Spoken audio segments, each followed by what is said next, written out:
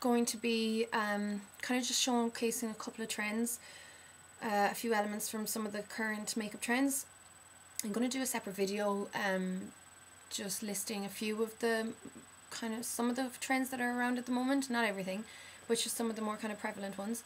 But one of the trends is nice clear sheer skin, not like the heavier kind of more doll-like face that we were seeing in some of the last previous seasons, and all that is about shearing down the skin. Now it does suit clearer skins better, but most people, unless they have pretty bad skin, can get away with doing it and then using concealer where needed. So for that, I moisturised my face well, and then I put some of my Barbara Daily facelift all over, which is just a really nice sheer light, ever so slightly gold illuminating cream, and I put that all over my face using my Gemma Kid foundation brush.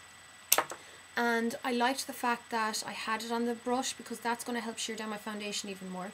So I mixed in some of my Chanel Matte Lumiere foundation with my MAC Face and Body. When you use Face and Body, this is the white one to lighten it down a bit, it does sheer it out a bit, and it gives it a bit more of the actual like face and body texture, which is really big this season. It always kind of happens the same thing. Generally speaking, the skin is always going to be, they're always going to be looking for the lighter, more natural skins for summer, and it's usually going to heavy up a bit during the winter. So it's not a big shock by any means. And then I just concealed a bit all over where I needed, and haven't powdered yet. I generally don't powder till the very end after eyes and stuff are done. And bold brows. Now bold brows are pretty much in nearly every season. I just personally love the bold brows, especially at the moment. Depending on what kind of look I'm going for, I do tend to go for quite a defined brow. And for here, I'm going to do what is generally done, and I am going to couple it with kind of a bold lip, but it's not just going to be about the lips and brows. I'm going to have a bit of eyeliner. Pastel colours are in really big this season, and one of the more active colours, say, would be coral. You're seeing it everywhere, and it is such a universal colour. It suits nearly every skin tone because you can either coral is actually a mixture of, like, it's a mixture of pink and orange, so depending on whether you're warm skin toned or cool skin toned or whatever, you can either go for the more orange or pink or even more neutral. So it does work for everyone. It's a great colour to have in your kit, whether it be blush or lipsticks or whatever. So it is, I think the reason it's so popular is because everyone can wear it. So I'm going to use a coral lip, and then also I'm going to just team it with a bold eyeliner, which is also really active on the catwalks this season as well. Okay, so I'm just going to get a really neutral colour. This is from a 17 quad I have. 17 is the name of the brand, it's from Boots. It's just a really pale camel colour. I'm just using a fluffy brush and just washing that all over the eyelid. It's really only to set the foundation that I have underneath, because I don't really want to add any colour there. This is a satin finish one as well, so it's not totally matte. Then I'm getting a mixture of, what is it? Nylon and shroom. Just, I don't want it to be as shiny as nylon, and I think shroom can do with a bit of perking up, so I tend to mix them together a lot. I'm going to just add a bit of powder next, and I still want it to be light, so I'm using the MAC Mineralized Skinfinish in, or the natural one, in light, and I'm just going to apply that all over my face.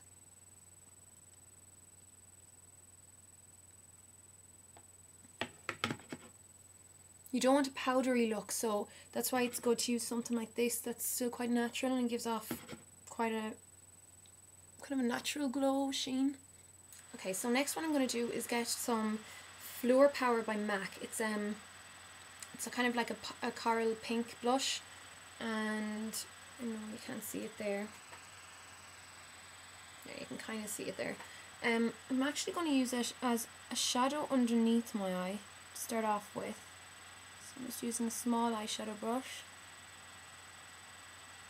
concentrating it on the outer half.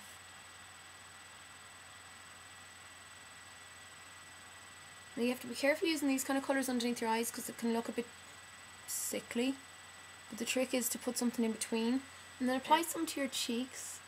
I'm just putting it kind of to the apples and bringing it up. A good trick is if you think you have too much on your cheeks and you want to dull it down a bit, go back in with your face powder and your powder brush and just go over it with that, and that'll help dull it down, also help blend it a bit. I'm going to use my Fluid Line Black Track Fluid Line as eyeliner, so I'm actually just going to put it in the waterline first of all. You can use a cold pencil, and by all means do if that's what you're more comfortable with, because these aren't actually designed for the waterline, but a lot of people do use them for that. And you can have bits that fall off, kind of crack off and go into your eye. So if you're very sensitive or you've got contacts, do be aware of that. So let's draw that in there. This does last really well though if you use it in your waterline. And then I'm just going to pull it straight out. So when you have that done on both eyes, and it is better to do each step per eye, so I wouldn't do all this eye and then go on to this one, generally, because you have more chance of them being equal and, what's the word I'm looking for, you know, that they match the same angle if you do kind of go from one to the other per step. So next what I'm going to do is start drawing my top waterline. I don't want it to be too thick.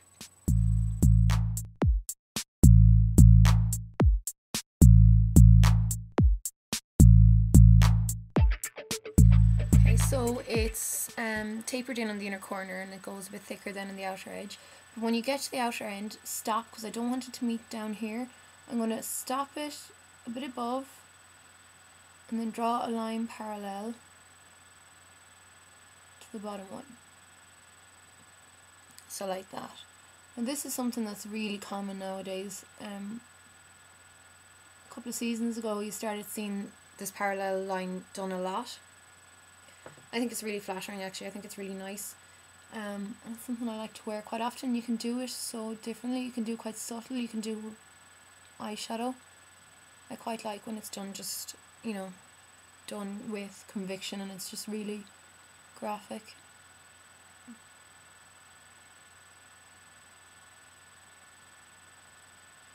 However, it'll really give away if they don't match up both sides when you have to compare.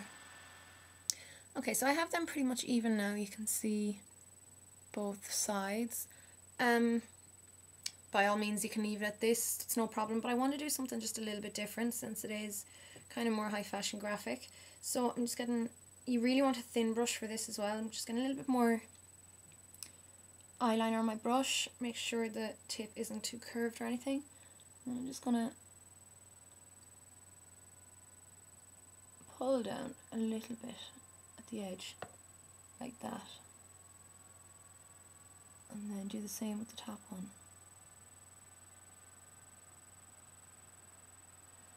So I'm kind of making it into an arrow. You can just make this a little bit longer. And point down.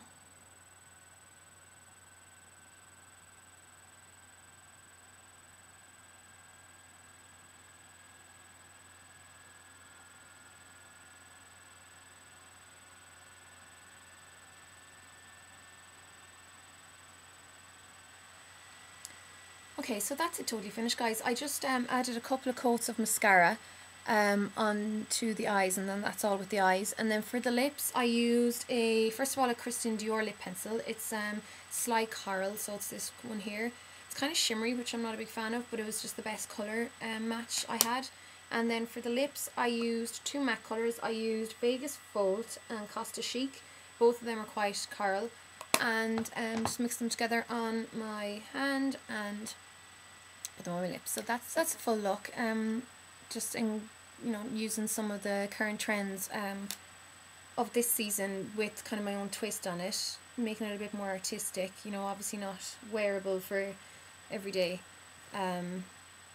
just knocking about or anything, but you know, it's fun. I love trying new things like this anyhow, and I hope you enjoyed it too, guys. So I'll see you again really soon for another video. Thanks for watching.